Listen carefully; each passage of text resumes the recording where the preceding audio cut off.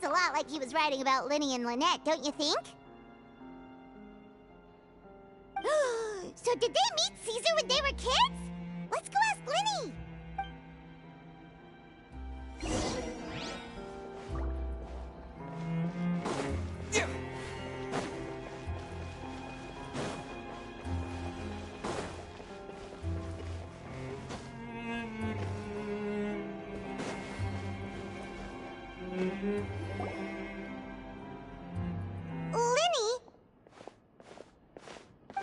Hold that thought.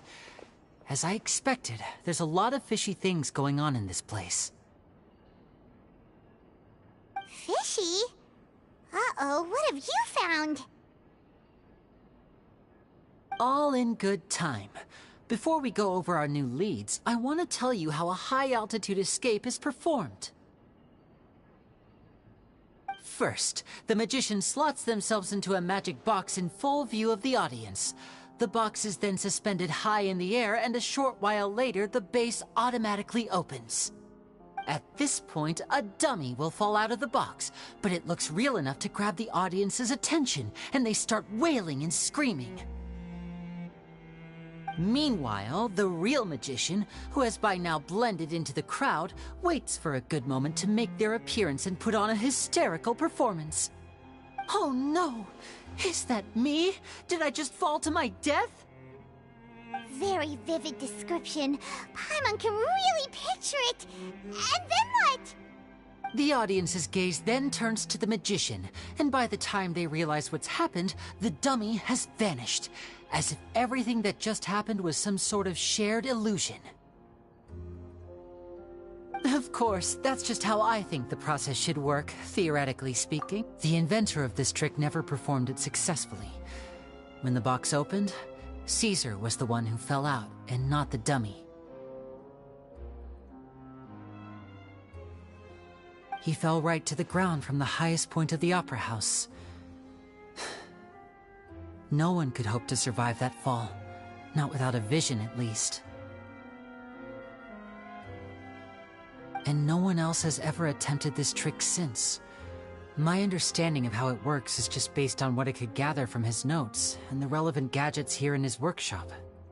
So Caesar's famous high-altitude escape has never been done, huh? Paimon was about to say how cool it would have been to see it in person, but if it's that dangerous, it's probably for the best that no one else tries to do it. Wait a second. So if a dummy's supposed to drop out of the box, then where does the real magician go? How does he get out? Glad you asked. That brings us to the secret of said box. This box right here is the one that Caesar constructed himself to use in the performance, and it's not as simple as it looks. Inside, there's a device that only the magician himself would know about. Once the magician's inside and the box is lifted up into the air, the audience's view of the box is fixed at a certain angle. From where they're standing, they have a clear view of the front, sides, and bottom, but the back and the top are now no longer visible. At this point, the magician presses a button inside the box, opening a secret door out of view. He then escapes through this trap door onto the opera house roof, waits for the dummy to fall and distract the audience, and quietly returns to ground level. That's way simpler than Paimon imagined. Even Paimon could probably do it. Well, there's a little more to it than that, of course. The hardest part of this trick is controlling the audience's mood and reactions. That takes an exceptional degree of showmanship. There's the falling dummy, the miraculous reappearance, the pompous performing. Maybe the magician would even have themselves tied up before it begins to strengthen the impression that there's no escape. Many days and nights of careful research and painstaking practice would have gone into this, all culminating in a performance just a few minutes long, but one that still manages to transform the shock and grief of a tragic accident to the joy and laughter of a mesmerizing magic trick. Caesar was a highly accomplished magician, but unfortunately, even he didn't manage to pull it off. So, how did it go so wrong? You said you found some fishy stuff here. Have you figured out what really happened? I can make a pretty good guess. I looked into the case files. The magic box Caesar was using at the time of his death had the secret button I mentioned positioned on the right-hand side. And, sure enough, he always used his right hand as his dominant hand in public. Okay. Nothing suspicious there. But here's the strange thing. Most of the devices in this workshop have the mechanism on the left-hand side, including this box right here, which leads me to believe that Caesar was in fact left-handed.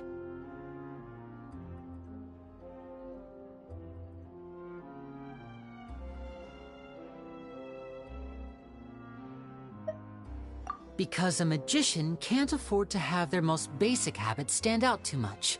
People naturally focus their attention on the most important details of the task or situation at hand. But a magician needs to be able to redirect an audience's attention at will, so as to avoid arousing their suspicion.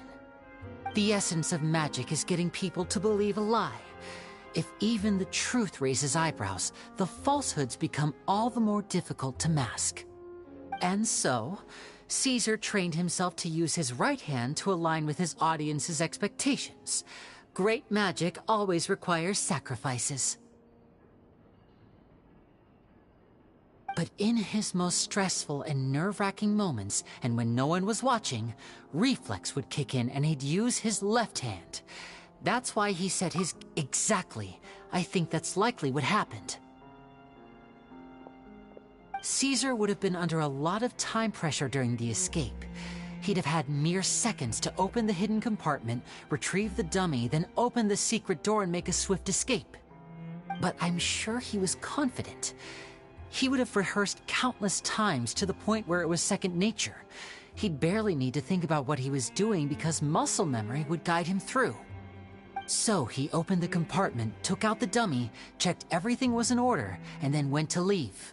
With his left hand, he reached for the button, and suddenly, his heart skipped a beat. It wasn't there. Much like when you reach for your keys but find your pocket empty, his mind needed a moment to process what was going on.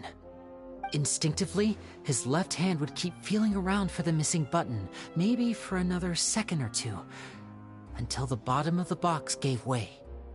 With the stakes being as high as they were, just a 2-second delay cost him everything. The authorities would find nothing suspicious and conclude that his death was due to his own error. When in reality, someone switched the boxes, and they did it to murder him. But how would they be able to make the switch without being noticed? That would be difficult to pull off, no? It would have to have been someone who knew that he was left-handed, and who could move his props around without arousing suspicion. Someone who was always by his side. Isn't that right, Lorenzo? You just couldn't let sleeping dogs lie, could you? There's not a lot of people who'd go to all this trouble for some magician who died 10 years ago. I didn't want to have to do this, you know. Silencing you the hard way just creates more problems for me to deal with. But I gave you your chance. I hoped you'd do what's good for you and back off like the lady, but you disappoint me. You mean Gemma? So you are the one who's been threatening her! Yes, although however stubborn she might be, she was never much of a liability. But you people, you never even knew him, but for some reason you just wouldn't drop it. Which is why you can't leave this place alive. Take them out, and make it quick. Do your worst!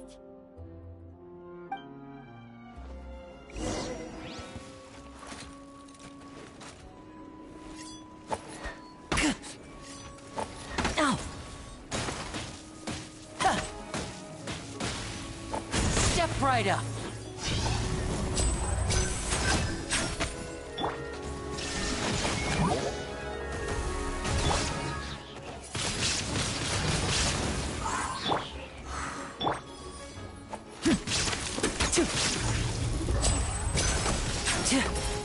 Now disappear!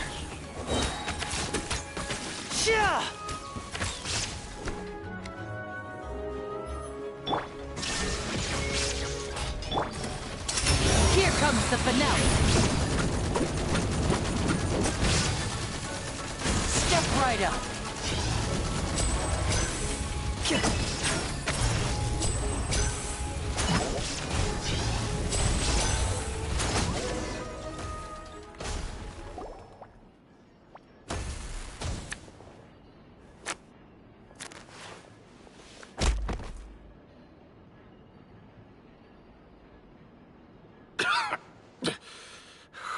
You kids are tougher than you look.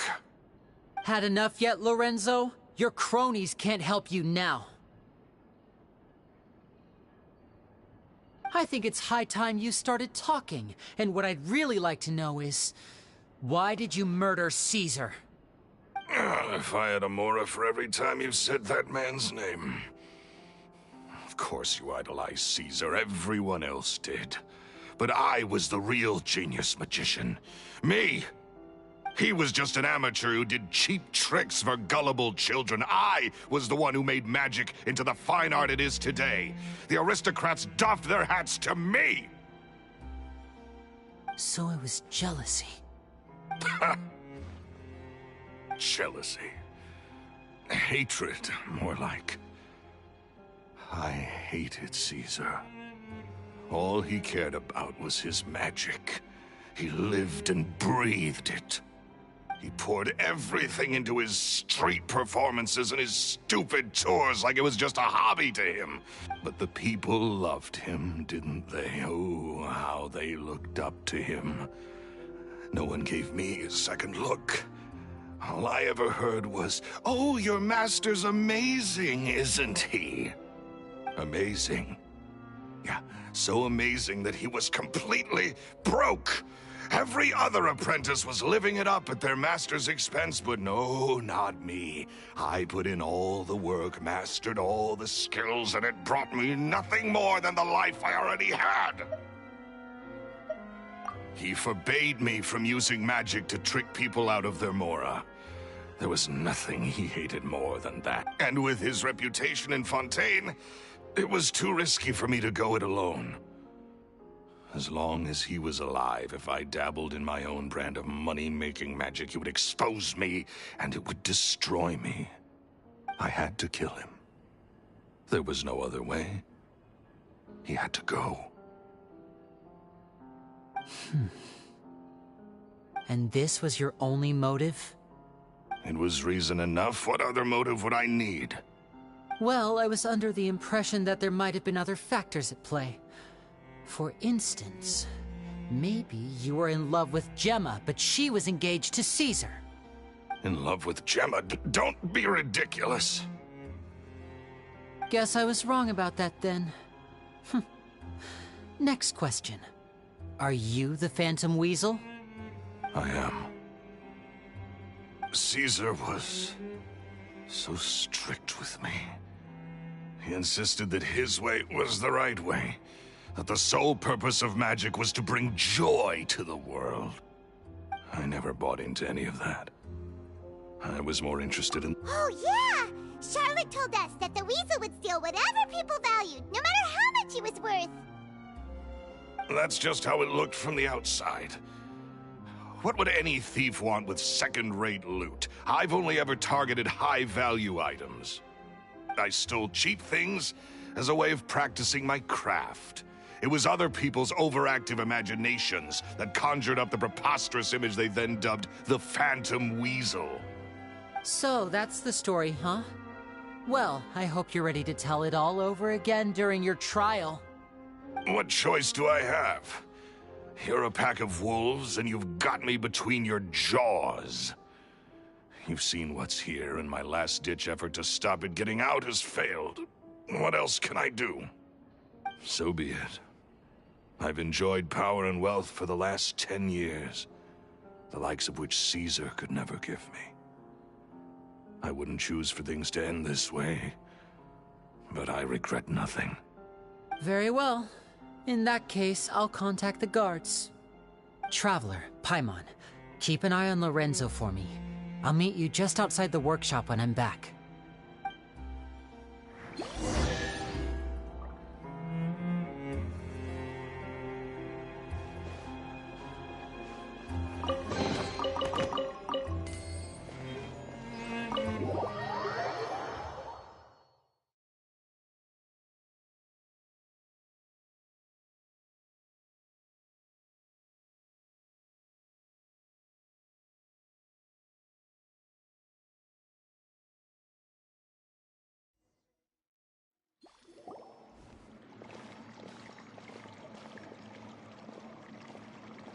Lily has told me the whole story. Lorenzo, do you confess to the murder of Caesar and to framing him for the Phantom Weasel's crimes? Look who's finally developed a conscience. What kind of disciple murders their own master? I hope it was worth it, because there'll be hell to pay.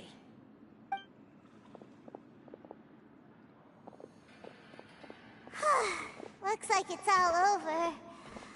What should we do next, Lenny? Should we start preparing for your show? Let me think. Let's rendezvous with Lynette and Gemma first. With Lorenzo in custody, Gemma will no longer have to fear for her safety. Good point. We should go tell Gemma the good news right away. It'll give her some peace of mind for sure.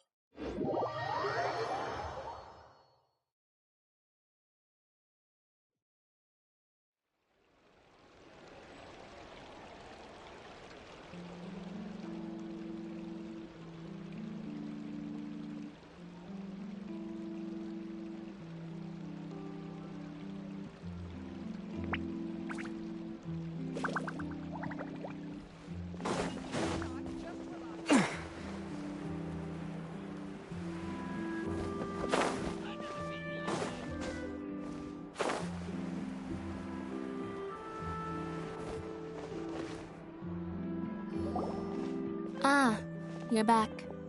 You were so quick. I've only just finished my third dessert. Your third? Lynette, come on, we've talked about this. Everything in moderation. You're not gonna have any room left for dinner now. It's fine. I'll shift to exercise mode and jog off the excess sugar. That's besides the point. Well, it's done now, but try to eat a more balanced diet in the future. Point taken. Did everything go okay? Of course! Lorenzo was no match for us. The guards are taking him into custody as we speak. Gosh, that's amazing. I'm sorry, I still didn't know if I could trust you, but now it seems I can. I had my suspicions about Lorenzo, but I... It's okay, we understand. He did threaten you. Paimon would find it hard to trust strangers in your position, too. But you don't need to be scared anymore. Everything's gonna be okay. Sorry. Sorry. My emotions are all over the place right now. I've been waiting for this day to come for so long. I always wanted to report Lorenzo. He took all of Caesar's property, which I found suspicious, but I had people watching me all the time, so I couldn't risk looking into it. I was so afraid. I was scared he'd do something terrible to me, and then no one would be left to visit Caesar's grave. So I never had the courage to speak out. Thank you all. Truly. Thank you so much.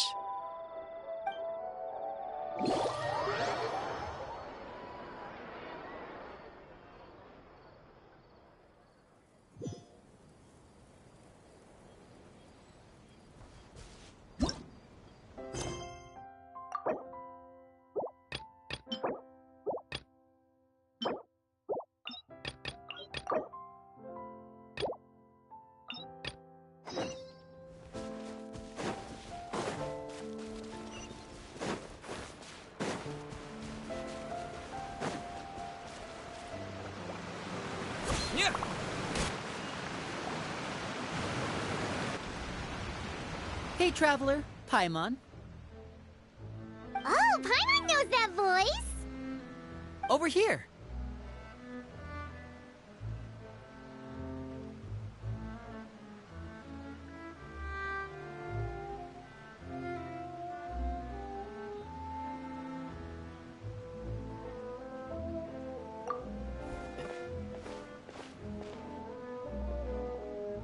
To borrow one of the more popular turns of phrase at the moment, this appears to be quite the fated reunion.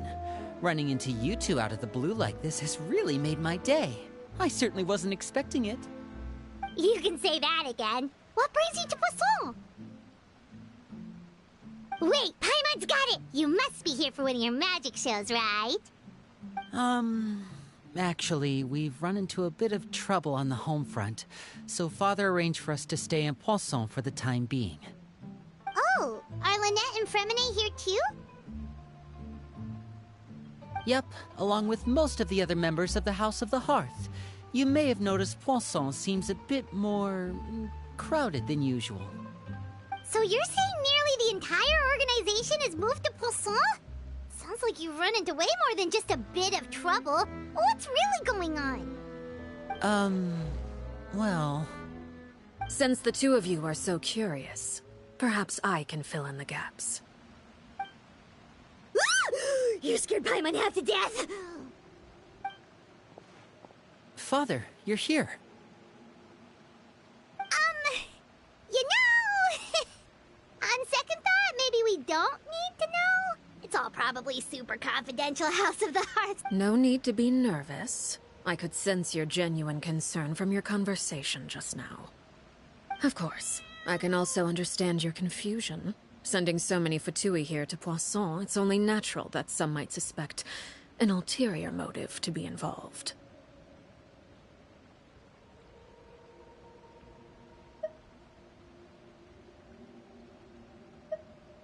I understand.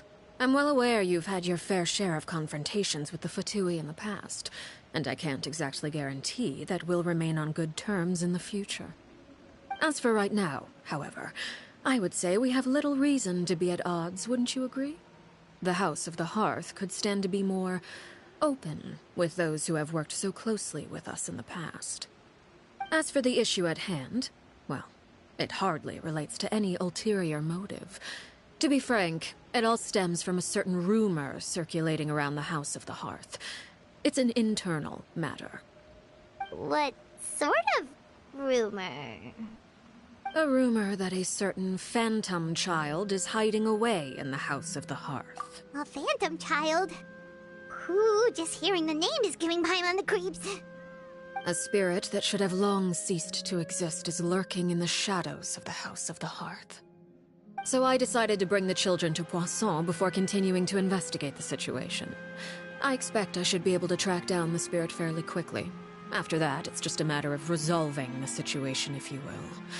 It shouldn't be much trouble at all.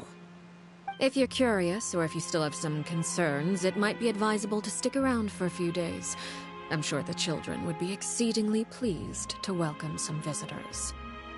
Lenny, I'll leave you to entertain our guests. I have some matters to attend to. Of course, Father.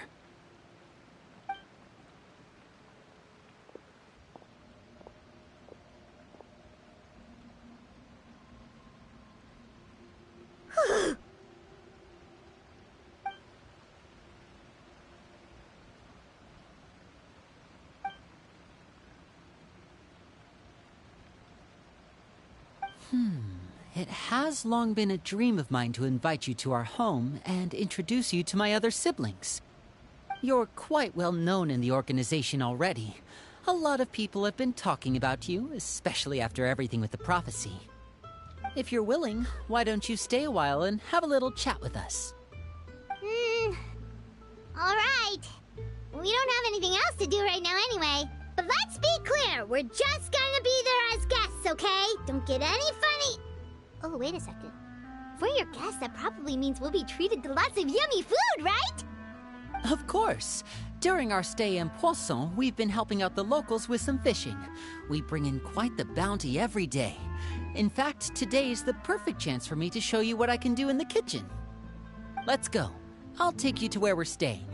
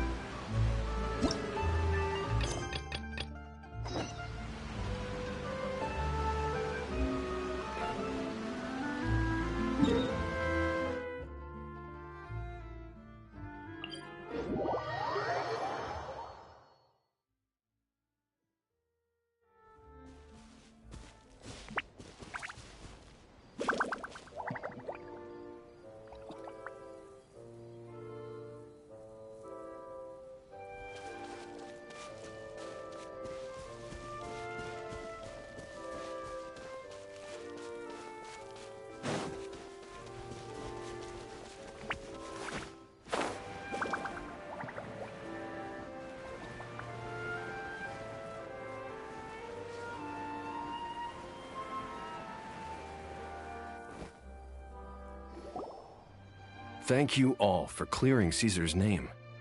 I never would have guessed that Lorenzo was the real Phantom Weasel. He never showed any signs that there were problems between him and Caesar in public. From the outside, it looked like they got along great.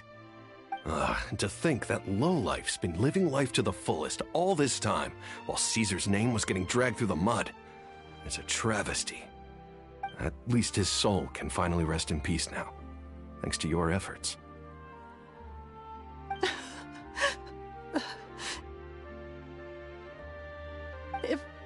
If only I'd realized before it was too late.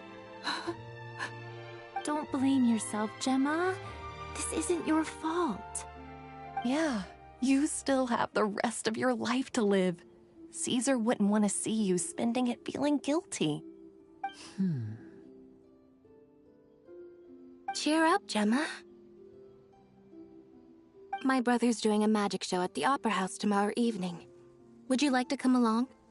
It might raise your spirits. This show will be a special one. We're holding it in Caesar's honor. In Caesar's honor? Really? Thank you. I'll be there. Great. We'll see you tomorrow evening. Traveler, Paimon, don't be late. Don't worry, we'll be there. No way are we gonna miss out on a free magic show. Wait, Paimon feels like we're forgetting something. Oh yeah, Caesar's diary! We never found out if the two kids Caesar taught magic to were Linny and Lynette or not. Linny changed the topic back in the workshop, so we didn't get a chance to bring it up. Oh well, guess we'll just have to ask Linny tomorrow evening.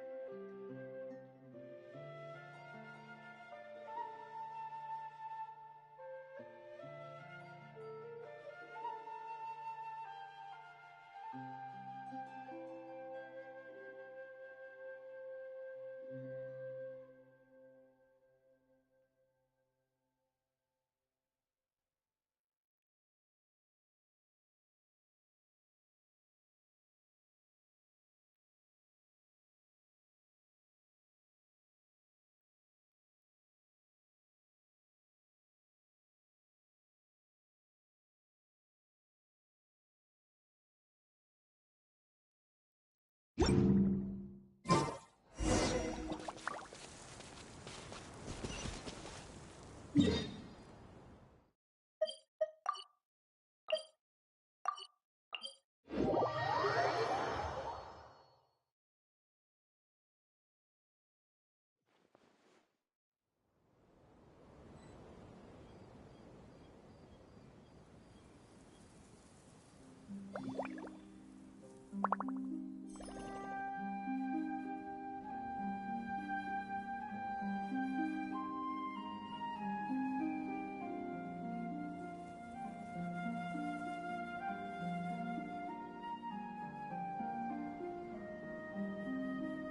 like the stories here never have a happy ending.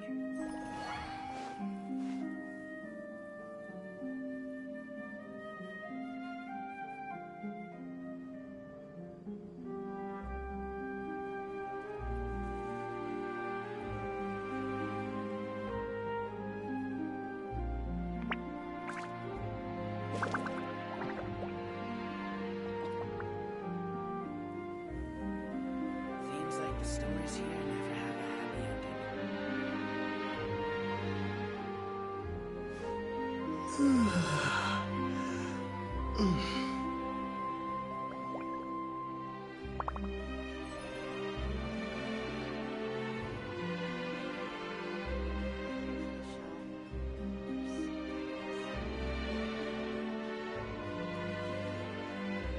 Seems like the stories here never have a happy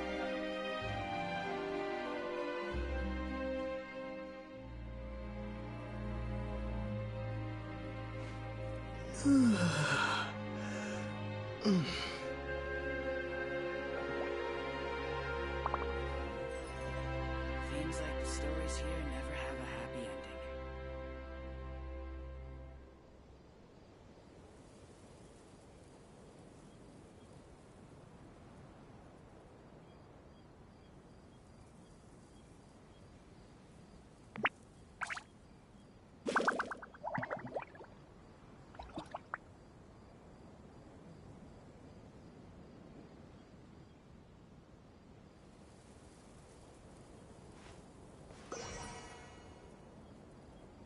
Seems like the stories here never have a happy ending.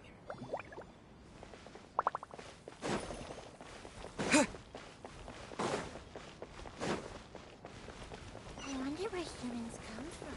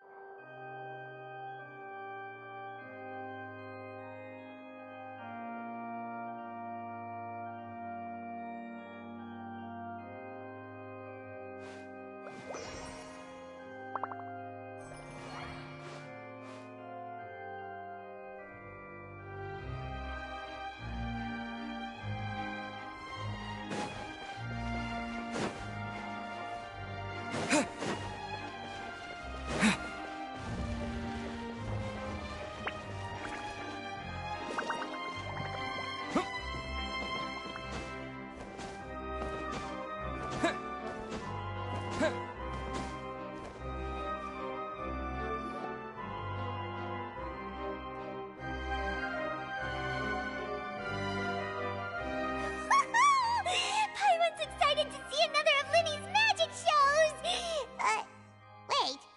Lynette, shouldn't you be on stage by now? Not this time. My brother's going solo today. So, I'll be watching with you. Good evening, ladies and gentlemen. I hope everybody's ready because the show is about to begin. the great magician Linny has prepared a spectacular show for us all tonight, concluding with an all-new grand finale that no audience has ever seen before. Wow! A new trick! Thank you all so much for coming. Now, prepare to join me on a journey through the mystical and miraculous.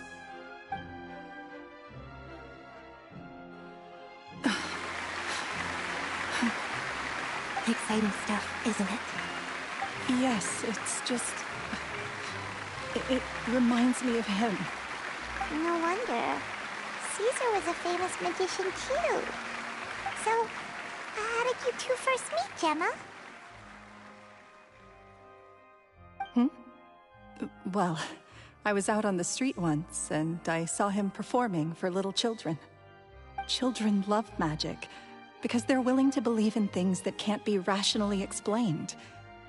Caesar had this amazing way of bringing them into a dreamlike world. And somehow, I felt drawn to him too. So I went up and asked him to do a trick for me. Aw, that sounds so romantic. What trick did he do? It was with a flower.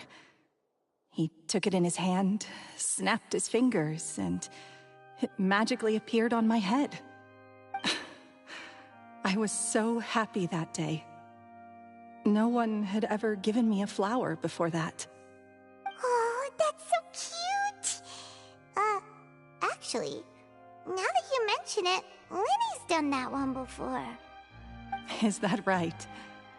Then I suppose he's a romantic at heart, just like Caesar. So let's treasure the time we have with him. After all, you never know when the people dearest to you might be gone.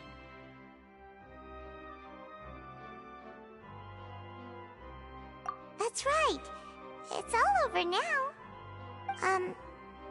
Paimon doesn't really know how to comfort you, but at the very least, no one's gonna be intimidating you from now on. You can breathe easy at last, right? Right. Yes, you can breathe easy now, Phantom Weasel. See? Even Lynette says... Wait, what? The Phantom Weasel?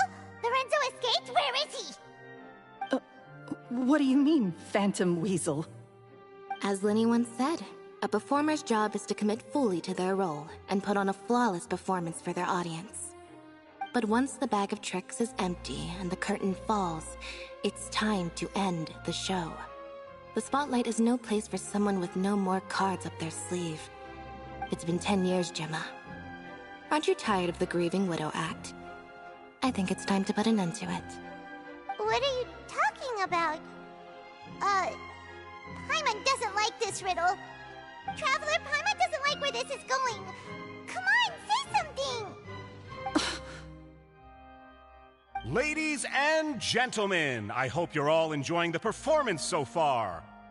There will now be a brief intermission, after which Linny will perform the most electrifying act of tonight's show, the one we've all been waiting for.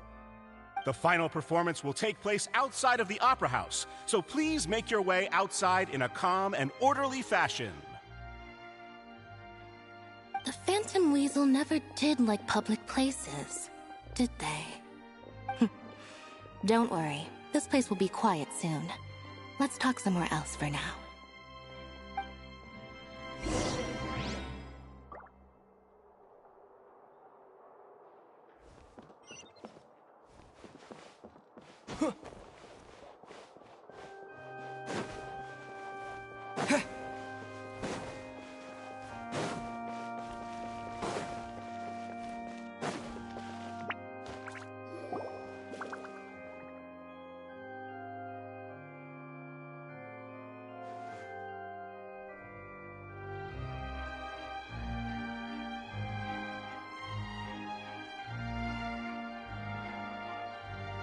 Dear me, this is awkward, isn't it?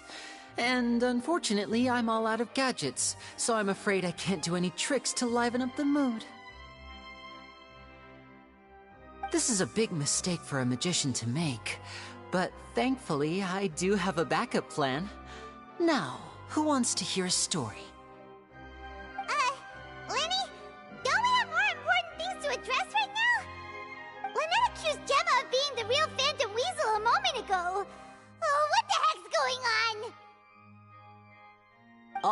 in good time.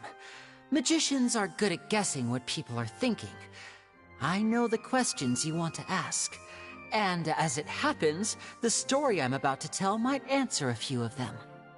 Really? Well then, let's hear it! Paimon's dying of curiosity here! Let's go back to the very beginning. A decade ago, when the Phantom Weasel was terrorizing the court of Fontaine. She never missed a target, never left a trace, and no treasure was safe from her thieving hands. But as her infamy grew, so did the readiness of the police, and her opportunities to act became ever fewer. Every day, she ran the risk of being exposed for who she was. Of course, she could not simply take this lying down, and before long, she found her ticket to freedom. She would create a scapegoat, a false weasel to close the chapter on her behalf. After weighing her options, she set her sights on a renowned magician, Caesar. After all, magic and theft shared enough similarities for people to buy the story when the truth came out. So then what? Being the master deceiver she was, the weasel easily earned Caesar's trust. Now, all that remained was to frame him for her countless crimes. But as she was considering how to make her move, she noticed Caesar's aggrieved pupil, and a new thought entered her mind. Maybe I don't need to get my hands dirty after all. At her encouragement, Lorenzo tampered with Caesar's magic box, causing him to fall to his death. Afterwards, Lorenzo seized his master's property, and the weasel set about tarnishing Caesar's reputation. Two co-conspirators committed the perfect crime.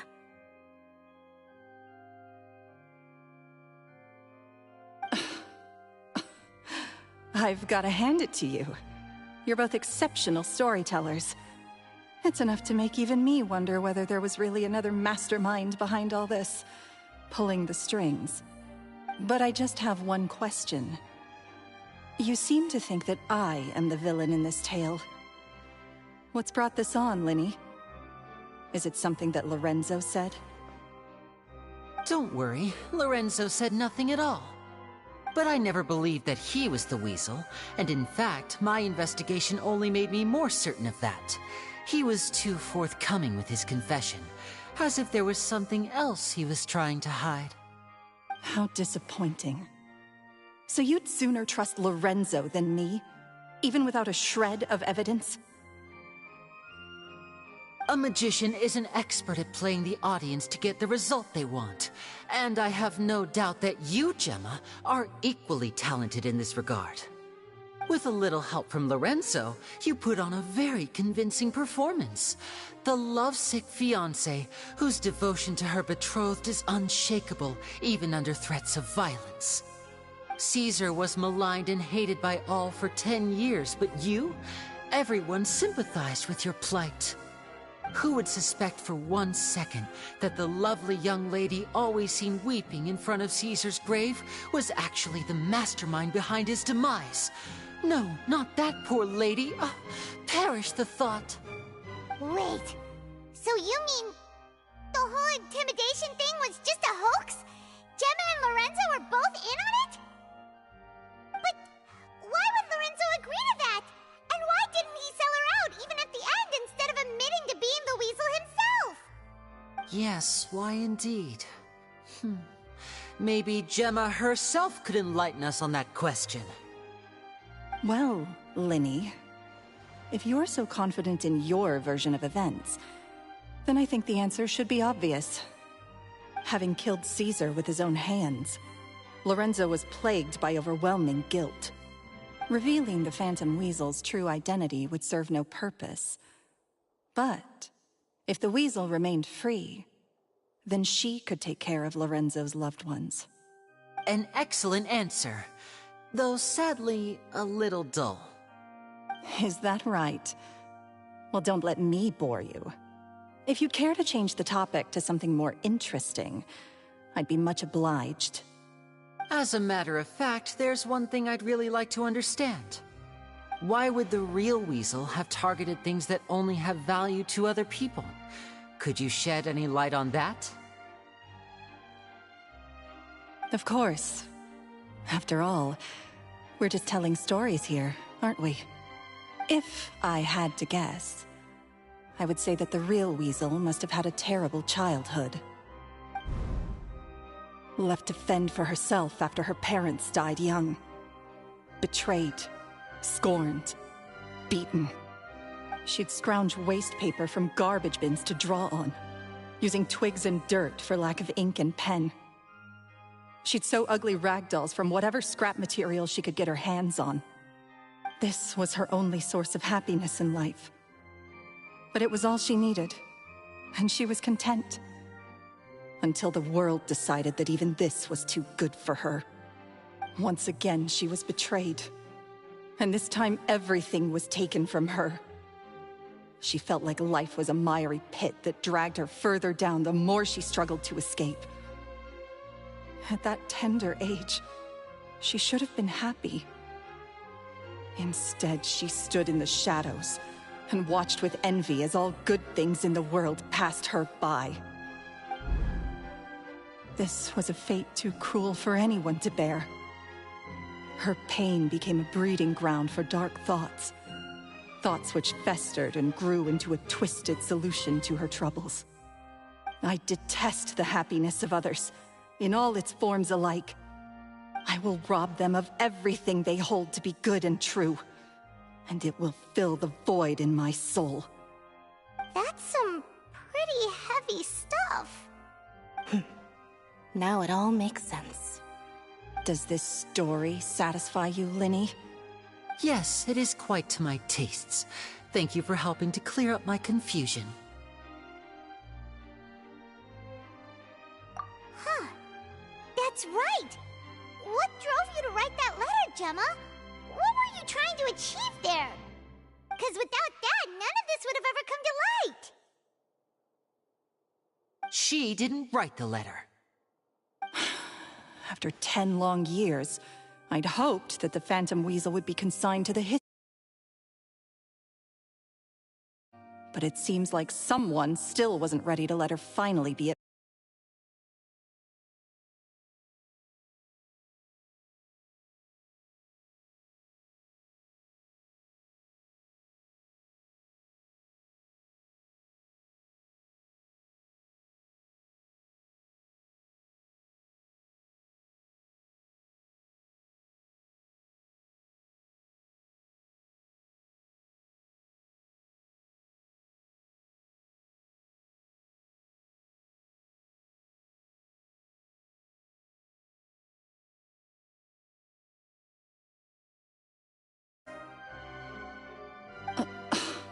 That's it? You had no other agenda? Of course we did. We made it quite clear in the letter, I believe. I shall take from you that which you hold most dear, just as you did to me 10 years ago. 10 years ago?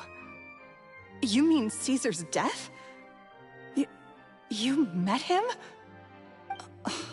Wait. Oh, I get it. You were those two obnoxious kids. It's been so long, and you're all grown up now. I didn't recognize you. He taught you magic back then, didn't he? For what, 10 days or something? And you went to all this trouble. Why? Because you feel like you still owe him something? We remember all our debts.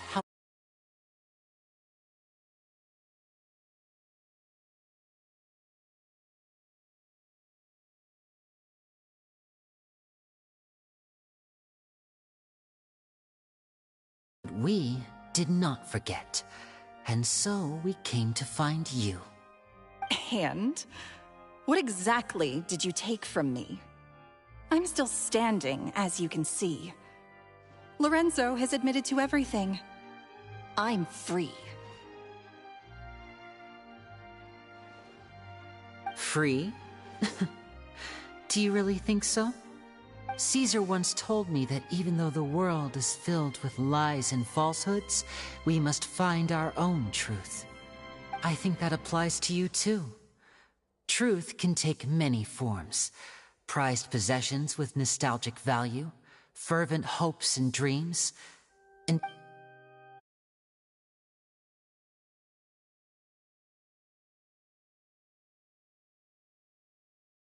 night, stealing became your way of numbing the pain.